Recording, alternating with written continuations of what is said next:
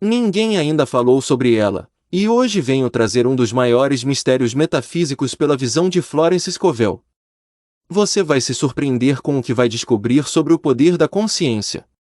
Então, aproveito para agradecer seu generoso like. Muito obrigado. Você decretará uma coisa e ela lhe será dada. Todo o bem que deve manifestar-se na vida de um homem já é um fato cumprido, no entendimento divino para agir. Ele espera que o homem o reconheça ou pronuncie a palavra, ou seja, é o próprio homem quem deve decretar para que a ideia divina se manifeste em sua plenitude, já que frequentemente decreta pelas suas vãs palavras o pecado e a tristeza. É de máxima importância que as petições sejam pronunciadas corretamente. Se você deseja um lar, amigos, uma posição ou qualquer outra coisa boa, é necessário pedir pela seleção divina. Por exemplo, Espírito Infinito, abra os caminhos que levam ao meu verdadeiro lar, meus verdadeiros amigos e minha verdadeira posição. Anote isso. Eu agradeço por se manifestar agora, pela graça e de maneira perfeita. O fim da afirmação é de uma importância capital. Vamos ver a prova disso a seguir. Uma conhecida minha pediu $1.000. Sua filha foi vítima de um acidente e recebeu $1.000 de indenização. Ou seja, ela recebeu o que havia pedido, embora de maneira imperfeita. Compreendeu? O pedido deve ser feito da seguinte maneira: Espírito Infinito, eu te rogo para que os $1.000 que me pertencem por direito divino sejam liberados agora e cheguem até mim pela graça e de maneira perfeita. Está notando essas afirmações? É bom fazer isso e salvar este vídeo. Conforme a consciência de riqueza se desenvolve, é conveniente especificar que as enormes somas de dinheiro que nos pertencem por direito divino cheguem até nós pela graça e pelos meios perfeitos. É impossível dar um curso verdadeiramente livre, aquilo que não acreditamos ser possível, pois somos limitados pelas pretensões do subconsciente. É necessário ampliar essas pretensões para receber mais. O homem frequentemente limita seus pedidos. Assim, um estudante pede $100 para uma certa data e, finalmente, os obtém, mas logo percebe que na verdade desejava $1.000. No entanto, de acordo com a palavra que foi pronunciada, ele recebe os $100. Isso limitou o fluxo da riqueza. A riqueza é uma questão de consciência. Os franceses têm uma lenda que ilustra essa verdade. Um pobre homem sai à rua onde encontra um viajante que para ele diz: "Meu amigo, vejo que você está muito triste. Pegue este lingote de ouro, venda-o e será rico para toda a vida." O homem, entusiasmado de alegria pela boa sorte, leva o lingote para casa. Imediatamente ele encontrou trabalho e ganhou tanto dinheiro que não precisou vender o lingote de ouro.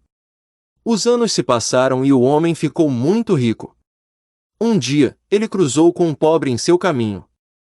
Ele parou o homem e disse: "Meu amigo, eu lhe darei um lingote de ouro. Venda-o e será rico para toda a vida." O mendigo pegou o lingote, o examinou e percebeu que era apenas cobre. Assim, vemos como o primeiro desses homens se tornou rico porque tinha um sentimento de riqueza, pensando que o lingote era de ouro. Todo homem traz consigo seu próprio lingote de ouro. Essa é a consciência da riqueza que atrai a riqueza para a sua vida. Ao formular suas petições, é necessário começar pelo fim, ou seja, declarar ter recebido antes mesmo de ser chamado: "Eu responderei." A fé se estabelece no subconsciente ao afirmá-la continuamente. Não seria necessário repetir uma afirmação se tivéssemos uma fé perfeita. Não devemos suplicar ou implorar, mas sim agradecer constantemente pelo que já recebemos. O deserto se alegrará e se abrirá como uma rosa. O fato de se alegrar enquanto ainda estamos no deserto, ou seja, em nosso estado de consciência, abre o caminho para a libertação. A oração dominical é ao mesmo tempo um mandamento e uma petição: "Dá-nos hoje o nosso pão de cada dia e perdoa as nossas ofensas, assim como nós perdoamos a quem nos tem ofendido", e termina com o louvor: "Pois a ti pertence o reino, o poder e a glória para sempre. Amém." Portanto, essa oração é um mandamento, uma petição, um louvor e um agradecimento. O trabalho do estudante é acreditar que com Deus tudo é possível. Isso parece fácil quando visto abstratamente, mas é um pouco mais difícil quando nos deparamos com uma dificuldade. Por exemplo, uma mulher precisa atrair uma grande quantia de dinheiro para uma data específica. Ela sabe que deve fazer qualquer coisa para realizar isso, pois a realização é a manifestação, e ela pede por suas diretrizes. Pouco depois, ao passar por uma grande loja, ela se depara com um belo abridor de cartas de esmalte rosa na vitrine. Ela é atraída pelo objeto e pensa imediatamente: eu não tenho um abridor de cartas tão elegante para abrir cartas que contenham grandes somas de dinheiro. Então ela compra um. Sua razão lhe diz que foi tola por gastar tanto, mas quando ela o tem em mãos, ela se vê imaginando abrindo um envelope que contém um cheque importante. Algumas semanas depois, ela recebe o dinheiro que precisava. O abridor de cartas de esmalte rosa foi a forma pela qual ela ativou sua fé. Há muitas histórias sobre a força do subconsciente quando é dirigido pela fé.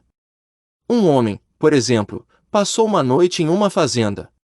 As janelas de seu quarto estavam todas fechadas, e no meio da noite, sentindo-se sufocado, ele se dirigiu na escuridão para uma das janelas.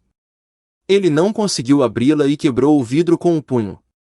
Depois disso, passou uma excelente noite.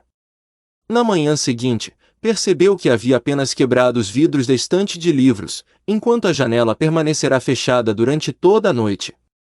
Ele estava procurando por oxigênio e pensava apenas em oxigênio. Quando um estudante começa a fazer demonstrações da lei espiritual, nunca deve recuar. Aquele que hesita não deve esperar receber o que é do Senhor. Um estudante negro disse uma vez: quando peço qualquer coisa ao Pai, sou categórico e digo: Pai, não aceitarei menos do que pedi, mas, se for o caso, aceitarei mais. Assim, o homem nunca deve recuar. Uma vez que tenha feito o necessário, deve manter sua posição. Às vezes, esse é o momento mais difícil da demonstração. Constantemente, somos tentados a desistir, adiar ou nos arrepender. Não esqueça que aquele que espera tranquilamente também serve. As demonstrações muitas vezes ocorrem na última hora, pois é quando o indivíduo relaxa, ou seja, para de raciocinar, e é nesse momento que a inteligência infinita pode agir. Os desejos sombrios recebem uma resposta sombria, os desejos violentos recebem uma resposta violenta ou demoram para se realizar. Uma senhora me perguntou por que frequentemente perdia ou esquecia seus óculos. Ao analisar a questão, descobrimos que ela frequentemente dizia aos outros e a si mesma, com irritação: gostaria de me livrar desses óculos. E seu desejo impaciente se realizava violentamente. Ela deveria ter pedido uma visão perfeita, mas só registrava em seu subconsciente o desejo de se livrar dos óculos. Assim, continuamente os esquecia ou os perdia. A dualidade da atitude espiritual provoca perdas e depreciações, como no caso da mulher que não valorizava seu marido, ou o medo da perda que cria na mente subconsciente a imagem das perdas. Quando o estudante se livra de seu problema ou entrega o fardo, só então obterá uma manifestação instantânea. Uma senhora estava na rua em meio a uma tempestade forte e seu guarda-chuva virou. Ela tinha que fazer uma visita a pessoas que não conhecia e não queria chegar lá com um guarda-chuva todo quebrado. Por outro lado, também não podia jogá-lo fora, pois não lhe pertencia. Desesperada, ela rogou: ó Senhor, faça algo com este guarda-chuva. Eu não sei o que fazer com ele. Um instante depois, uma voz lhe disse: Senhora, quer que eu conserte seu guarda-chuva? Um reparador de guarda-chuvas estava ao seu lado. Ela prontamente aceitou a oferta e o guarda-chuva foi consertado. Ao retornar para realizar a visita que precisava fazer, encontrou um objeto praticamente novo. A negação deve sempre ser seguida por uma afirmação. Era tarde da noite quando me ligaram para tratar de um homem que eu nunca tinha visto. Ele aparentemente estava muito doente. Eu disse: negue esta aparência de doença, pois é irreal e, portanto, não pode ser registrada em seu subconsciente. Este homem é uma ideia perfeita do entendimento divino, pura substância da perfeição. Na manhã seguinte, o homem se sentia muito melhor e no dia seguinte já estava suficientemente bem para retomar suas atividades. No entendimento divino, não há tempo nem espaço, portanto, a palavra alcança instantaneamente seu destino e não retorna vazia. Eu tratei de doentes que estavam na Europa e os resultados foram imediatos. Muitas vezes me perguntam qual é a diferença entre a imaginação e a visão.